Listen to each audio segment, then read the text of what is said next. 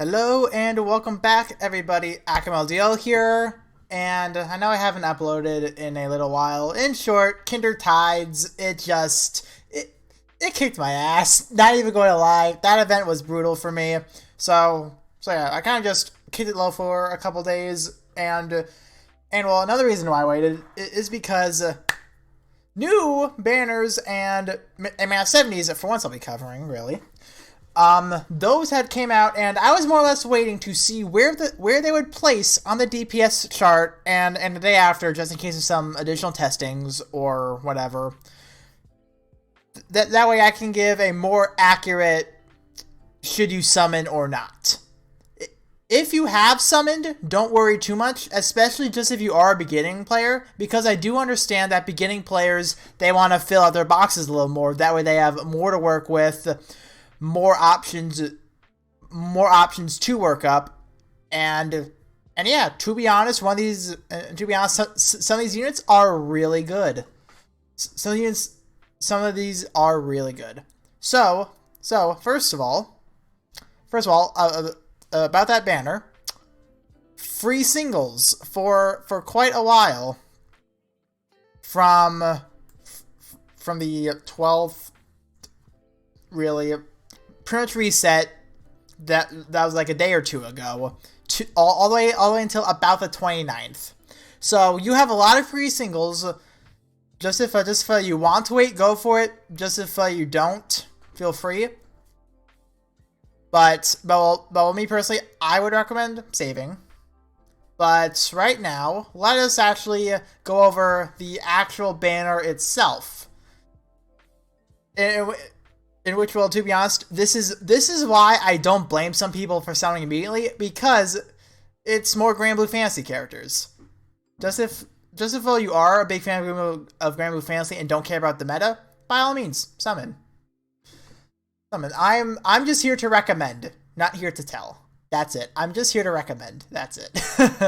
So first character we have here is Urius. I hope that's how I pronounce him. I am bad at pronouncing a lot of things.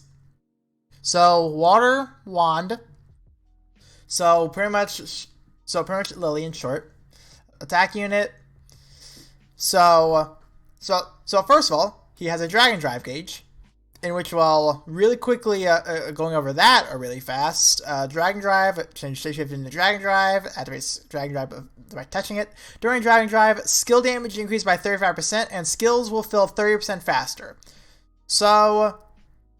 So his Dragon Drive will operate like Aldrids and Bellinas, not like Tiki's. Just so that I should make that well aware. And both of his skills that they change when in Dragon Drive. So first, let's go outside of Dragon Drive. So the S1, water damage to target nearby enemies, increases the user's inspiration by 1 stage, and raises the user's Dragon Drive gauge. Simple enough. So now S2, water damage in a line inflicts frostbite and increases the user's inspiration by 2 stages and raises the user's Dragon Drive gauge. Now then, it doesn't say on here what the inspiration does, so I'll just leave that alone, really. But now let's go over the 2 skills inside of Dragon Drive. So it becomes Tentacle Phantasma. Pause. Tentacle Phantasma deals water damage and deals extra damage to frostbitten enemies. Okay. And now the S2 becomes Tentacle Mirage. Also pause. Tentacle Mirage deals water damage to a line and deals extra damage to frostbitten enemies. This is what I don't like about him. He only frostbites off of his S2. But yet, however, when in Dragon Drive, he needs frostbite. Because he frostbites only on the S2, he's not a reliable frostbiter. That's what I don't like about him. But however, though, just if you do have like Gald or like a Lazari or Valario, you should be fine on Frostbites to use him safely inside of a Dragon Drive. That is just me personally, at least. I'm not too much of a fan of people who only do the Affliction on the S2. Because they're still really reliant on someone else steading it. Now then, the Coab, skill damage, as per usual. Chain Coab is Dragon Haste, so literally Pitbull. Pitbull's Coab's right there. Then from there, he's got Burn Res and Skill Prep 100%. So, pretty much a Lily. He is pretty much a Lily replacement, but however, I don't think he is as good as Lily, because Lily's burst damage is nuts. I can't wait until Lily gets her 70, but in short, he does operate like a Lily that does Frostbite. Not well, but can Frostbite. So there is Urius. So now we move on to what most people were very excited over. Forte or Forti. I'm calling her Forte, even though she's not Italian. But Dark Lance, before I even talk about her, I'm saying this right now, she is a better Lothna. She's a much better Lothna. And here is why. First skill, Dragon Brew Demon Spear. Alright, sounds cool. Deal shadow damage in line. Poison foes take extra damage. Sure, Punisher off of S1. Not too bad. Flawless Formation. Shadow damage directly ahead. Increases user strength by 20% and changing direction as possible. So she can also increase her own strength. Has a poison off of her S1. So Coab, HP 15%. Okay. She has Dragon Claws as her chain Coab. And also, when we look at her first ability, fills user's Dragon Drive gauge when using skills. She's meant to get her dragon really fast. She can increase her own strength. She gets Dragon Claws as well. So whenever you do transform, you're increasing your strength even further. Then also, Paralysis Punisher, sure, but also Poison Punisher still. So that's getting beefy. This is going to be monstrous for you. She's a very good unit. And well, when I move over to the DPS charts, you'll just see how good she is. But well, I will get to the DPS charts after I talk about this last Baron unit and give my overall synopsis. We have Azazel, someone else who people were going crazy over. I'm not going to lie. He looks badass as shit. He looks amazing, alright? He looks amazing. And he also is amazing. Shadow HP 30%, Shadow Skill Haste 35%. Patia's busted now. Patia is getting buffed beyond belief. Near infinite strength and defense buffs. Nuts. He is nuts. Then shadow damage in a line, inflicts poison and increases entire team's damage against poison enemies by 15% for 40 seconds. Honestly, pretty good. He is a very good dragon. So overall, should you summon for him? I mean, for these people, my bad. Should you summon for these people? First of all, once again, singles, and they're being added to the general pool. So, just if that alone says skip, more than welcome to skip. However, just if one of these guys is screaming your name, you are free to, but keep in mind, there could be a gala at the end of this month. We don't know if Cygames changed the galas to month and or next month. However, we also just came out of Limited Banner Hell, so there will be some free space. Alright, if you are somehow stable on Warmite, you are more than welcome to, because Forte is very high on the DPS chart, actually. I just hope that when I move over to the DPS chart, it doesn't glitch, because on my screen it glitches for me. So I hope that doesn't happen. But yeah, though, just if you are fine, you are more than welcome to. I will not find you. I will not find you if you do. So don't you worry too much about that one. So that's it for the banner. So now let's look at the DPS chart. Let this work, please. This is not working on my screen. Yay. But, well, as we can see up here, Forte, 43 at a 30k team DPS. Third highest, right behind Belna and Galax, who are 50 a pop. Agito, Shinobi will be her best friend. And with Fires of Hate, it was a New Year's. I think it was New Year's at least. It was either New Year's or Christmas. I don't. Oh no, it's not Christmas. It is a exclusive print, sadly. So just if you don't have it, Plaguebringer is a good second option. And the Red Impulse, I think it's available. I don't remember off of the tip of my head. But however, just if it's not there, you can suffice for another Universal Dragon Claws, really. It's either that or just really go for like Resounding or a Rendition. Something that can boost us skill damage and or strength. That choice will be up to you. But however, Plaguebringer, then, but obviously preferably these two prints. And as for Chinko abs, Yasu is her best friend because strength collab and the dragon haste still. Then they're just wand and bow, taking pure advantage of even more damage and in combination of a bow skill haste for even faster dragons. So now that's enough of that. So let's move on to what? No, that's not water. That was dark. My mouse is gone on my screen. Give me a minute. I'm fixing it. Alright, there we go.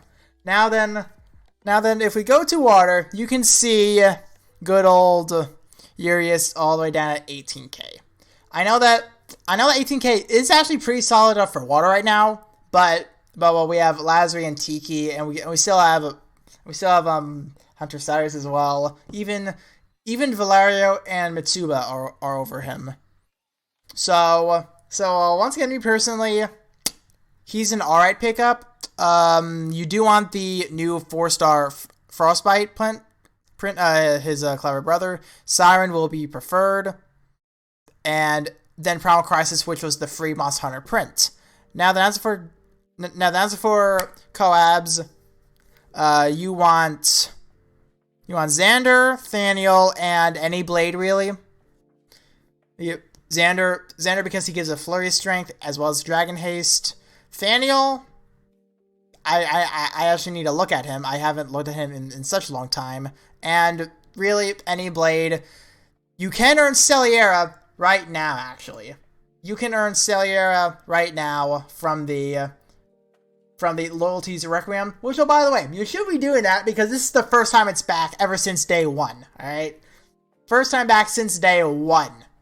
So definitely work up Pele, work up Celiera, which, oh, by the way, I like Pele a lot. The story's nice. They did Pele right in the story. So then, now that you've seen their DPS, let's now actually take a look at the new Mana 70s as well, alright? So, where's the Mana 70s? Ah, here we go. Added the Mana Spirals, some more adventurers. So Celiera, the free unit in Loyalties Requiem, aka a Fragnoth event. She's here, and also Ranzel's here, for who has a Mana Spiral pretty much for Ciela, the Wind Agito, or the Facing Water, Get Wind Weapons, whatever you want to call it. Now then, to be honest, one is outstanding. One actually got nerfed, I think. Pretty much nerfed. Alright, so deals water damage. That stayed the same. Winter's Blade, it got buffed and nerfed. complicated. So grants to the user the following effects until they next use this skill or a force strike. So increases strength by 25%. She can get herself a permanent 25% buff. The Adder Stream skill will inflict frostbite. Force strikes will inflict freeze. There's a nerf. Inflicts the user with frostbite. So therefore, she is taking damage over time. It's like a poison to her. And she doesn't benefit from it either. It's just outright, here, you have frostbite. Literally, if they included everything else about Winter's Blade, except that, it would be great. It would be great. Collabs obviously don't change. Abilities, the Bane has been increased. Now, Pertinent Bone Res. Burn Res, not Bone Res. Jesus Christ. What doesn't help is I was trying to scratch my nose at the same time. And here is another nerf. She has last offense now. Before, she had, when HP is 70% or above, she has strength 8%. You could have literally buffed that to like 10, 13, even 15%, and she would have been an amazing unit. But no, instead what they decided to do is give her frostbite, then whenever she hits to that 30%, she gets 50% for only 15 seconds. I'm never going to understand what possessed them to do that. But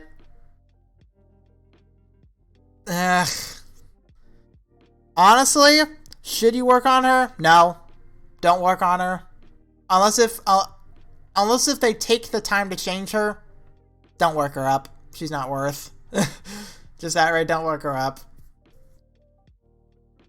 So I will look at her DPS after I look at Ranzel's semi next. And Ranzel actually became stupid, alright? He is stupid good now, alright?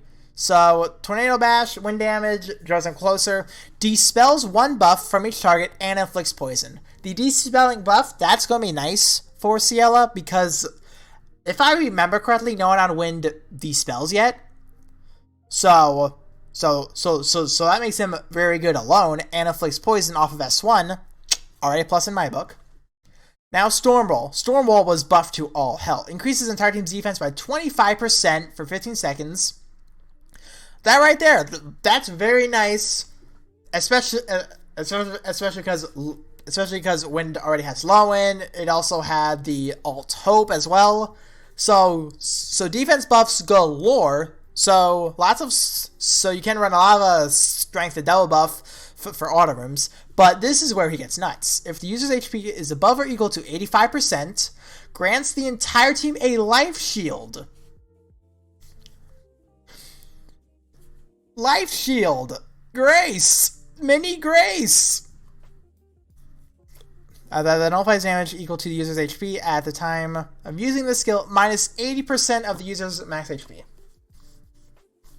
So then, pretty much 85% or above, nukes yourself down to 80%, and that becomes HP for everyone. While at the same time, giving defense. Sweet. Then, well, collabs, same. And he also now has Slayer Flurry strength. Strength by 6% for 5 enemies, so technically up to 5 times, so technically 30% when dealing with waves. Increases strength by 8% when combo counts 15 or higher.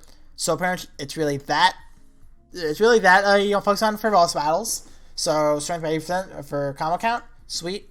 Potent Bog Res, very nice. And enhanced last defense. This is nuts. Increases defense by 70% for 15 seconds, and increases defense by 10% for the remainder of the quest when the user's HP drops to 30% or below.